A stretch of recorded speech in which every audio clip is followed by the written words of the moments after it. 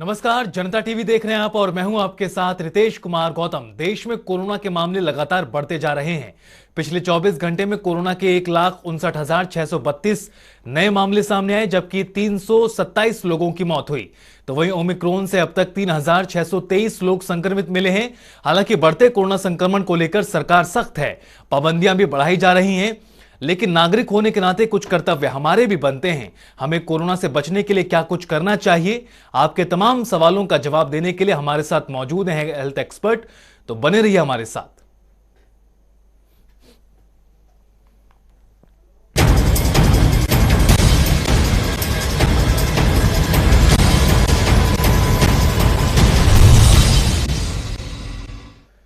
Corona पर जैसे जैसे स्टडी हो रही है, कोरोना वेरिएंट उतना ही घातक नजर आ रहा है। पहले कोरोना, डेल्टा और डेल्टा प्लस के बाद ओमिक्रॉन वेरिएंट ने सबकी चिंताएं बढ़ा दी हैं। आप सोचते होंगे कि घर के काम भी हैं और ऊपर से कोरोना की सख्ती और मास्क से हो रही उलझनें आपको जरूर परेशान करती होंगी। लेकिन फिलहाल तो कोरोना का यही उपचार है। आप नाक से ऊपर मास्क पहनेंगे तो ही कोरोना से बच पाएंगे। बाजार या बाहर से घर में प्रवेश करेंगे तो आपको हाथ तो धोने ही पड़ेंगे। इन्हें आपको अपनी जिंदगी का हिस्सा बनाना ही पड़ेगा, तभी आप कोरोना से बच पाएंगे। हमारे साथ आपके सवालों का जवाब देने के लिए डॉक्टर नीरज वर्मा हैं। Doctor Neeraj Verma health expert हैं। तो अगले आधे घंटे तक बने रहिए हमारे साथ और जो भी आपके मन में सवाल है इस महामारी से जुड़े हुए आप पूछ सकते हैं। स्वागत करते हैं डॉक्टर नीरज का। तो बता दें आपको, हमारे साथ अब से थोड़ी ही देर में डॉक्टर नीरज जुड़ेंगे और जो भी तमाम सवाल आपके हैं वो आप पूछ सकते हैं, क्योंकि जिस तरह से कोरोना का खतरा लगातार बढ़ रहा है उसके मद्देनजर तमाम सावधानियां बरतना बहुत जरूरी है। सावधानियां बरतेंगे तभी कोरोना से बचाव किया जा सकता है। मामलों पर नजर डालिए। 1.5 लाख मामले दर्ज किए गए बीते 24 घंटों में। 1,59,000 का आंकड़ा छुआ। कई समय के बाद कोरोना से 24 घंटे में 327 लोगों की मौत भी हुई। 40,863 मरीज रिकवर भी हुए हैं, जो राहत की बात है। हालांकि जो घबराने की बात है वो ये है कि 5 लाख से ज्यादा केस अब एक्टिव देश में हो चुके हैं। 4,83,000 लोगों की मौत अभी तक हो चुकी है। 1 जनवरी को मामले जहां 22,000 थे, वो बढ़ते बढ़ते 8 जनवरी को 1,59,000 को पार कर गए। देखिए किस रफ्तार से कोरोना के मामले बढ़ रहे हैं। दिल्ली में कोरोना के आंकड़ों का जिक्र करें तो 4 से 8 जनवरी तक देख सकते हैं कि आप किस तरह से मामलों में बढ़ोतरी हुई। और जिस तरह से कोरोना का जो खतरा लगातार बना हुआ है उसके मद्देनजर तमाम सावधानियां बरतना जरूरी है। और हमारे साथ डॉक्टर नीरज जुड़ गए हैं। सर, स्वागत है आपका जनता टीवी पर। नमस्कार। डॉक्टर नीरज सर, जिस तरह से चीजें बदल रही हैं, 1 जनवरी को जो मामले थे वो 22,000 के आसपास सामने आए थे, लेकिन 8 जनवरी आते आते जो मामले हैं वो 1.5 लाख को क्रॉस कर गए बीते 24 घंटों में। कितने भयावह स्थिति की ओर हम बढ़ते जा रहे हैं, कितने खतरनाक हालातों को आप मानते हैं? देखिए, बात यह है कि ये जो वेरिएंट है ओमिक्रॉन, ये पिछले वेरिएंट के मुकाबले बहुत तेजी से और बहुत रैपिडली बढ़ जाता है, एक से दूसरे को संक्रमित कर रहा है। और इसकी एक वजह यह है कि हम लोग अपने कोविड एप्रोप्रिएट बिहेवियर से थोड़ा सा अपने आप को सावधान नहीं रख पा रहे हैं जी। हमें मास्क पहनना है जहां भी हम कहीं और जाते हैं, भीड़ वाले इलाके में या किसी ऐसे इलाके में जहां पे बहुत लोग जमा हैं, वहां पे हमें मास्क ठीक से नाक और मुंह को ढक के रखना है और सोशल डिस्टेंसिंग बना के रखनी है। क्योंकि ये इस वेरिएंट का एक विशेषता यही है कि ये बहुत जल्दी से फैलता है, एक से दूसरे को, दूसरे से तीसरे को। और ये जो आपके जो फिगर्स हैं ये क्लियर कट ये शो कर रहे हैं कि ये बीमारी बहुत जल्दी फैल रही है। और इसको रोकने का एक ही तरीका है, एक तो आप वैक्सीन लगवाइए, जिनको 1 डोज लगी हुई है दूसरी लगवाइए, जिनको 2 लगी हुई है वो बूस्टर लगवाइए, और कोविड एप्रोप्रिएट बिहेवियर उसका पालन कीजिए। तो ये आबादी हमारे मुल्क में ज्यादा है, हमारी इकोनॉमी को भी हमने चलाना है साथ साथ, और देश के जो हमारे जनता है उसको भी बचा के रखना है। तो गवर्नमेंट का यही प्रयास है कि लोग सुरक्षित भी रहें और साथ साथ इकोनॉमी भी चलती रहे। तो इसके मद्देनजर हमें समझदार बनना होगा, हमें रिस्पॉन्सिबल बनना होगा, ताकि हम अगर बिहेवियर अपना ठीक रखेंगे, मास्क ठीक से पहनेंगे, कई लोग मैंने देखा है कि मास्क को चिन्ह में पहनते हैं, नाक और मुंह ढकते नहीं हैं, तो इसकी वजह से ये बीमारी जो है बहुत जल्दी से फैल सकती है। तो ये आंकड़े अभी और हो सकता है जी। और आगे बढ़ जाएं, क्योंकि जिस तरह से आप खुद ही बता रहे थे कि ये जो आंकड़े हैं पिछले 2 हफ्ते में बहुत ज्यादा इंक्रीज कर गए हैं और ये और बढ़ने की इसकी आशंका है। पर इसको देखते हुए ये हमें डरना नहीं है, जी। हमें सावधान रहना है। और ये बाहर वाले मुल्कों से भी हमें ज्ञान प्राप्त हुआ है कि ये बीमारी जो है फैलती जरूर है, लेकिन इतनी भयावह नहीं है जैसे कि हमारा पुराना वेरिएंट था, डेल्टा वेरिएंट, जी। जिसमें कि ये बहुत लंग्स को इन्फेक्ट करता था, ऑक्सीजन डाउन हो जाती थी, पेशेंट्स को ऑक्सीजन हॉस्पिटलाइजेशन की जरूरत पड़ती थी, आईसीयू में या वेंटिलेटर पे जाना पड़ता था। तो उस तरह के फिगर्स फॉर्चुनेटली अभी नहीं आ रहे हैं। डॉक्टर साहब, जिस तरह से मामलों में बढ़ोतरी देखी जा रही है उसका क्या कारण है? क्या जो नियमों का उल्लंघन किया जा रहा है, जिस तरह से कोविड एप्रोप्रिएट बिहेवियर का पालन नहीं किया जा रहा, क्या यही कारण है मामले बढ़ने का, या फिर कोई और भी कारण आप समझते हैं? नहीं, एक तो वजह ये है जो आप बता रहे हैं कि कोविड एप्रोप्रिएट बिहेवियर जो है उसका पालन नहीं हो रहा। दूसरा ये कि हमारे यहाँ पे जो वैक्सीन भी अभी पूरे तौर पे नहीं लग पाए हैं। जी। मुश्किल से 60 या 62% जो लोग हैं जिनको डबल वैक्सीनेशन हुआ है, और सिंगल वैक्सीनेशन की तादाद थोड़ी सी ज्यादा है। और जी। अब सरकार ने छोटे उम्र के बच्चों को भी वैक्सीन लगवाने का विचार किया है, तो उसमें भी हमारी बढ़ोतरी हुई है। लेकिन ये तो एक वजह हुई। दूसरी वजह ये है कि हमारा जो बिहेवियर है, जो जी। हमारा जो कोविड एप्रोप्रिएट बिहेवियर है, वो उस तरह से नहीं है जिस तरह से होना चाहिए। बिल्कुल डॉक्टर साहब, हेल्थ नियमों का एक्सपर्ट पालन करना बेहद सारे जरूरी लोगों है को यही ताकि बता रहे हैं। कोरोना के खतरे को रोका जा सके और कोरोना से बचा जा सके। डॉक्टर साहब, हमारी पहली दर्शक महिमा दिल्ली से जुड़ गई। महिमा, स्वागत है आपका जनता टीवी पर। क्या सवाल है आपका डॉक्टर साहब से?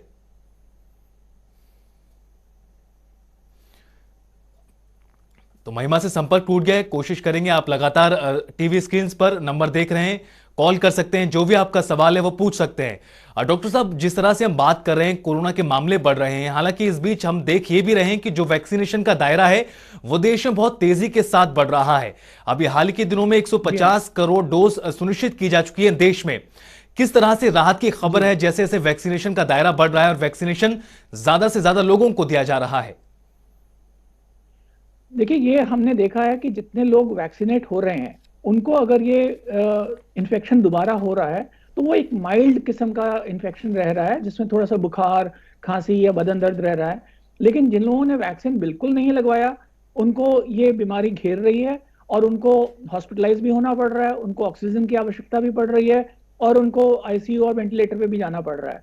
और बाहर वाले मुल्कों में जैसे यूके, यूएस में हमने यही देखा है कि जितने ज्यादा लोग जो नॉन वैक्सीनेटेड हैं, अनवैक्सीनेटेड हैं, उनको ही हॉस्पिटलाइजेशन की जरूरत पड़ रही है। तो मैं आपके माध्यम से यही सबको एक रिक्वेस्ट करूंगा कि आगे से जितनी गवर्नमेंट आपको जो भी वैक्सीन प्रोवाइड कर रही है उस वैक्सीन का जरूर लगवाएं और अपने आप को और अपने परिवार को सुरक्षित रखें। बिल्कुल, वैक्सीनेशन बहुत जरूरी है। और महिमा दिल्ली से हमारी दर्शक जुड़ गई। महिमा, क्या सवाल है आपका डॉक्टर साहब से?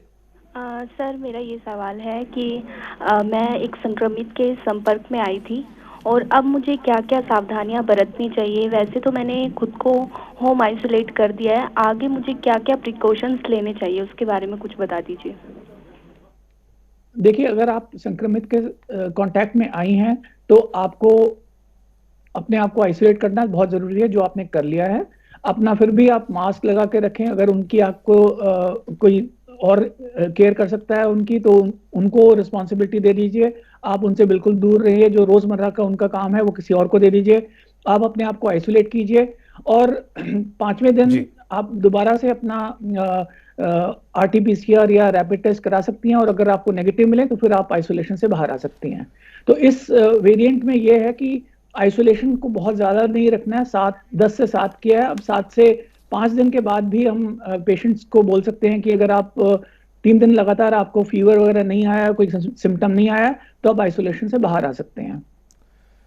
और डॉक्टर साहब, हमारी अगली दर्शक कुरुक्षेत्र से सोनिया जुड़ गई हैं। सोनिया, स्वागत है आपका जनता टीवी पर। क्या सवाल है आपका?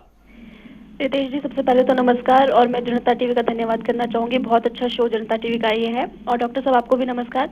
सवाल मेरा ये है कि डॉक्टर नमस्कार। साहब, मुझे बड़ा जुकाम हो रहा है और इसी के साथ बीमार भी मैं हूँ, तो क्या मुझे कोविड टेस्ट करवाना चाहिए या फिर ये सिर्फ सीजन के बदलने की वजह से ऐसा हो रहा है? देखिए, दोनों बातें सही हैं। एक, ये शीत लहर जिससे हम गुजर रहे हैं इस वक्त, नॉर्थ इंडिया स्पेशली शीत लहर से गुजर रहा है। पहले भी पिछले सालों में भी जब कोरोना नहीं था तब भी हम शीत लहर से जब गुजरते थे तो बहुत तादाद में लोग आते थे जिनको सर्दी जुकाम खांसी बुखार रहता था। लेकिन क्योंकि अब ये वेरिएंट ये नए आ गए हैं, कोरोना आ गया है, डेल्टा और ओमिक्रॉन आ गए हैं, तो इसको पता करने का एक ही तरीका है कि आप टेस्ट कराएं कि ये आपको साधारण फ्लू है या ये आपको कोविड है।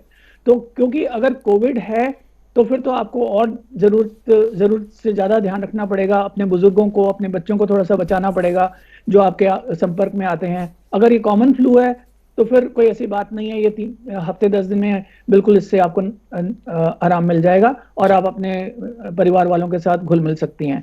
तो एक इसलिए बहुत जरूरी है कि आप ये आरटीपीसीआर या रैपिड एंटीजन टेस्ट करा लें ताकि आपको खुद को ये मालूम चल जाए कि आप किस चीज से संक्रमित हैं, या कॉमन फ्लू है या ये आपका कोरोना है। डॉक्टर साहब, बहुत जरूरी सवाल है क्योंकि जिस तरह से हम देख रहे हैं कि दिल्ली हरियाणा के आसपास के इलाकों में जैसे जैसे बारिश हो रही है, पहाड़ों पर लगातार बर्फबारी जारी है, इन तमाम हालातों की वजह से क्या ज्यादा असर पड़ रहा है कोरोना के फैलने में? क्या मानते हैं कुछ इस तरह की स्थिति है? ऐसा कोई साइंटिफिक एविडेंस नहीं है क्योंकि जिन दिनों बारिश या ठंड का मौसम नहीं था, गर्मी का टाइम था, तब भी हमने देखा था कोरोना बहुत फैल रहा था। तो ऐसा कोई डॉक्यूमेंटेड एविडेंस नहीं है कि बारिश होगी या सर्दी पड़ेगी तो कोरोना ज्यादा फैलेगा। हाँ, ये जरूर है कि कॉमन फ्लू जो है, जो सर्दी जुकाम है, जो आम खांसी जुकाम है, उसकी मात्रा में बढ़ोतरी हो जाती है और फिर ये कंफ्यूजन हो जाता है कि भाई कॉमन फ्लू है या ये कोविड है। तो कहना कि भी सर्दियों में कोविड ज्यादा बढ़ेगा, गर्मियों में कम रहेगा, ऐसा पिछली वेव में भी हमने नहीं देखा और मैं नहीं समझता कि इस वेव में भी ऐसा ही कुछ देखने को मिलेगा कि अब जैसे सर्दियां खत्म होंगी, गर्मियों के मौसम आएंगे तो उसमें कोविड कम हो जाएगा। ये तो वैक्सीनेशन ही रोक सकती है इसको, वही एक सुरक्षा कवच है हमारा, और कोविड एप्रोप्रिएट बिहेवियर है, वही एक सुरक्षा कवच है, उसी से हम बचे रहेंगे। इस पैंडेमिक से बाहर निकलने का यही एक तरीका नजर आ रहा है। डॉक्टर साहब, जिस तरह से ओमिक्रॉन को लेकर अभी लगातार स्टडी की जा रही है, हालांकि जो अभी तक जो सामने डाटा आया है उसके अनुसार यही है कि जो संक्रमित हो रहे हैं ओमिक्रॉन से वो जल्दी रिकवर हो रहे हैं। दिल्ली के मुख्यमंत्री अरविंद केजरीवाल 4 तारीख को कोरोना पॉजिटिव मिले, लेकिन 9 जनवरी को यानी आज उनकी रिपोर्ट जो है नेगेटिव आई है। तो क्या इसे राहत के तौर पर देखा जाए, जल्दी मरीज रिकवर हो रहे हैं? बेशक बेशक सही कह रहे हैं, क्योंकि ये वैक्सीन लगी हुई थी उनको और उनको इसलिए ज्यादा सीवियर इन्फेक्शन भी नहीं हुआ और वो जल्दी वापस काम पे लौट गए सेवा में। और इसी तरह से मैं ये भी कह रहा हूं, जो हमारे स्वास्थ्य कर्मचारी हैं, जैसे डॉक्टर भाई डॉक्टर बहनें हैं जिनको मरीजों की सेवा में लगाया हुआ है, उनको भी बहुत जल्दी से ये इन्फेक्शन पकड़ रहा है। पीछे खबर आई कि ऑल इंडिया इंस्टीट्यूट में, सफदरजंग हॉस्पिटल में, राम मनोहर लोहिया हॉस्पिटल में जो हमारे हेल्थ वर्कर्स हैं और जो पैरामेडिकल वर्कर्स हैं, उनको ये संक्रमण जल्दी से पकड़ लिया उन्होंने, और वो भी ये चाहेंगे कि जल्दी से जल्दी रिकवर होके वापस जनता की सेवा में लौट जाएं। तो ये बीमारी पिछली बीमारी की बनिस्बत कम अवधि में ठीक होती जा रही है और आइसोलेशन का पीरियड भी इसका कम कर दिया गया है। और दिल्ली से हमारे अगले दर्शक अमित जुड़ गए। अमित, स्वागत है आपका जनता टीवी पर। क्या सवाल है आपका? जी, मेरा डॉक्टर से सवाल है, अभी जैसे ओमिक्रॉन वेरिएंट तेजी से बढ़ रहा है, तो मेरा सवाल डॉक्टर जी से यही है कि क्या ये डेल्टा की तरह ज्यादा खतरनाक होगा अपने रेस्पिरेटरी सिस्टम में? नहीं, ऐसा तो अभी तक हमारे पास जो डेटा आया है बाहर वाले मुल्कों से, साउथ अफ्रीका से, यूके से, यूएसए से, वहां से हमने यही सीखा है कि ये जो वेरिएंट है संक्रमण में ज्यादा रफ्तार पकड़े हुए है, मतलब एक से दूसरे को होने में जल्दी दिखा रहा है, लेकिन जो सीरियसनेस है वो कम है। मतलब लोगों को जिनको वैक्सीन लगे हुए हैं, स्पेशली जो डबल डोज वैक्सीन लगी हुई है या जिनको बूस्टर भी लगी हुई है, उनको ही अगर होता है तो बहुत ही माइल्ड होता है। हाँ, जिनको वैक्सीन नहीं लगी हुई, जैसे महाराष्ट्र में भी हमने देखा, जिन लोगों को वैक्सीन नहीं लगी हुई वही लोग ज्यादा हैं जो कि 96-97% लोग जो हॉस्पिटलाइज हो रहे हैं या जिनको आईसीयू में या वेंटिलेटर की जरूरत पड़ रही है। तो अगर हम इस का ध्यान रखें कि हमें कोविड एप्रोप्रिएट बिहेवियर को फॉलो करना है, हमें अपनी रिस्पॉन्सिबिलिटी निभानी है, हमें ऐसे जगह नहीं जाना जहाँ पे बहुत भीड़ इकट्ठी हो रखी है, और अगर जाना भी है तो मास्क ठीक से नाक और मुंह को ढक के रखना है। तो इन सब चीजों का अगर हम ध्यान रखेंगे तो हमें ये संक्रमण कम होगा। बिल्कुल, अगर नियमों का पालन सही ढंग से किया जाएगा तो कोरोना से बचने के पूरे पूरे चांसेस हैं। और हमारे साथ रोहतक से हमारे अगले दर्शक रंजीत जुड़ गए हैं। रंजीत, स्वागत है आपका जनता टीवी पर। क्या सवाल है आपका? नमस्कार डॉक्टर साहब, मेरा ये सवाल है जी, हमने 2 वैक्सीन लगवा ली, हमारा मजाक उड़ा रहे, कई आदमी बंदों को 2 वैक्सीन लगने के बाद भी कोरोना हो गया।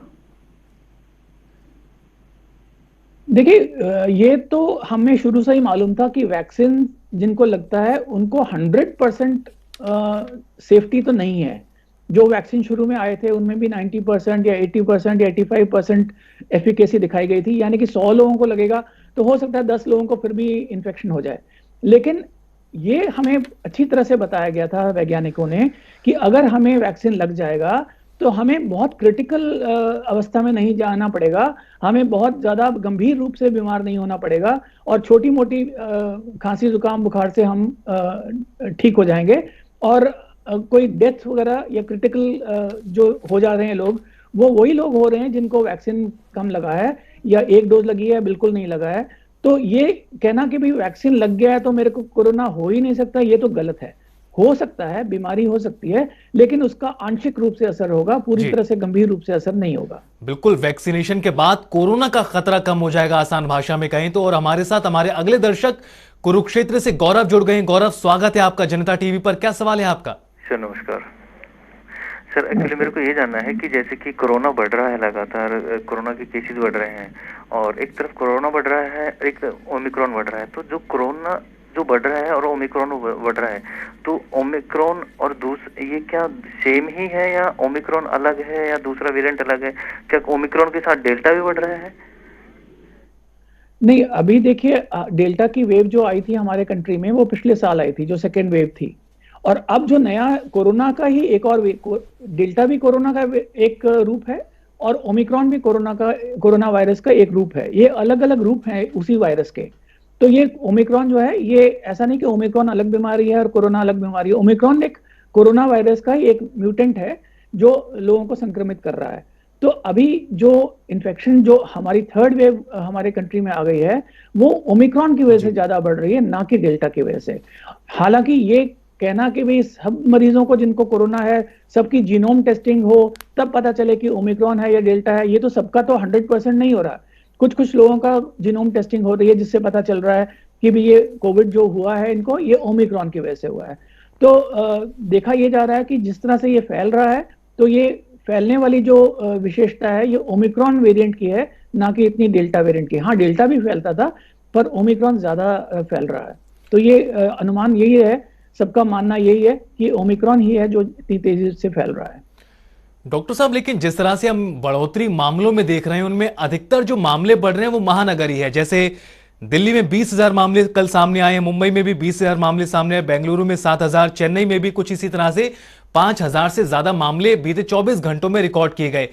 क्या कारण माने कि महानगरों में अभी तेजी से फैल रहा है ओमिक्रॉन, या ये जो कोरोना का नया वेरिएंट आया है? देखिए, पॉपुलेशन डेंसिटी एक चीज है जिससे पता चलता है भी एक स्क्वायर किलोमीटर में कितने लोग बस रहे हैं। तो पॉपुलेशन डेंसिटी जहां पे होगी वहीं पे ये ज्यादा, क्योंकि भीड़ भड़क्का होगा, वहां पे आपस में संपर्क होगा, एक दूसरे के साथ सोशल डिस्टेंसिंग का जो हमें मापदंड दिया गया है उसका पालन नहीं होगा। तो इसलिए जहां पॉपुलेशन डेंसिटी ज्यादा होगी, जहां बाजारों में भीड़ दिखेगी, तो वहीं पे ही ये होगा। छोटे शहरों में, गांवों में, जहां लोग दूर दूर बसते हैं, लोगों में आपस में इतना तादाद में मुलाकात नहीं होती होगी, तो वहां पे ये वायरस नेचुरली कम फैलेगा, जबकि महानगरों में ही ज्यादा फैलेगा। और इस बीच हमारे साथ शिमला से हमारे अगले दर्शक अपूर्व जुड़ गए हैं। अपूर्व, स्वागत है आपका जनता टीवी पर। क्या सवाल है आपका डॉक्टर साहब से? तो कॉल कट गया है, लेकिन जिस तरह से बात हम लगातार कर रहे हैं कोरोना के खतरे की, आप अपनी टीवी स्क्रीन पर लगातार नंबर देख रहे हैं। जो भी आपके मन में सवाल है वो आप पूछ सकते हैं कॉल करके। आपके मन में जो भी सवाल, किसी भी तरह की जो जानकारी हासिल करना चाहते हो डॉक्टर साहब से, वो आप फोन करके पूछ सकते हैं। लेकिन डॉक्टर, जिस तरह से हम बात कर रहे हैं कोरोना के खतरे की, देखा यह भी जा रहा है जैसे जैसे मामले बढ़ रहे हैं वैसे वैसे जो स्वास्थ्य कर्मचारी हैं वो भी कोरोना से संक्रमित हो रहे हैं। अगर स्थिति यही रही, आगे जाके और भी भयावह स्थिति देखने को मिली, लगातार डॉक्टर संक्रमित होते रहे, तो क्या स्थिति बिगड़ सकती है?